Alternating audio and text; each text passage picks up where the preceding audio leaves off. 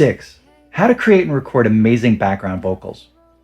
Creating background vocal arrangements is an art form in itself, and it can be a lot of fun.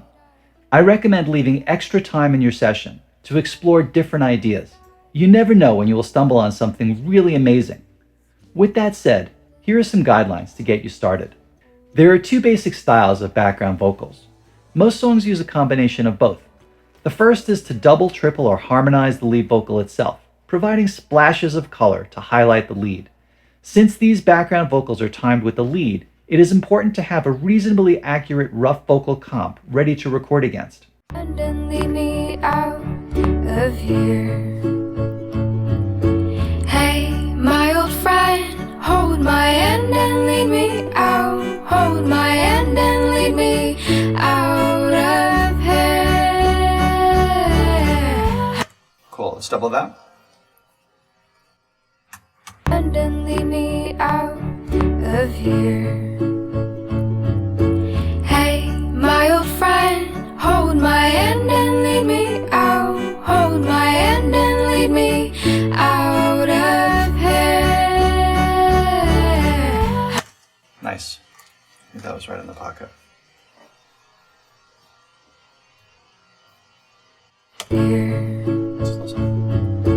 Hey, my old friend, hold my hand and lead me out. Hold my hand and lead me out of here. You will probably want to set the lead vocal a bit louder than the backing vocal in the singer's headphones, as the idea will be to match the phrasing of the lead vocal with doubles, triples, and harmonies. If the singer is having trouble hearing their voice, a trick is to have them lift one side of their headphones slightly off their ear so that they can hear their live voice in the room. The disadvantage of this is that some of the headphone sound will leak into the mic.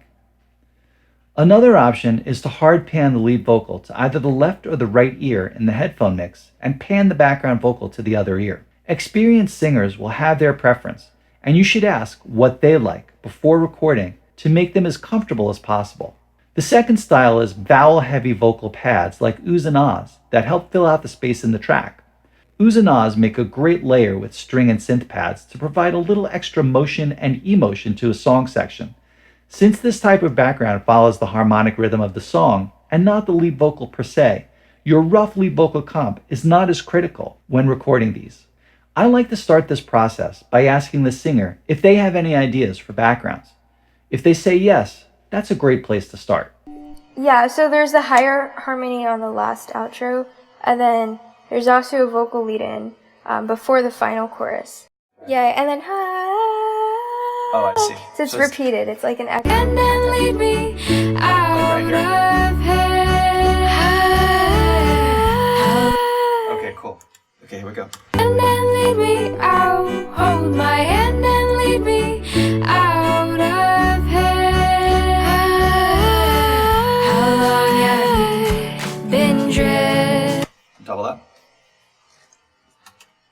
And then lead me out. Hold my hand and lead me out of here. How long have you been drifting? And triple.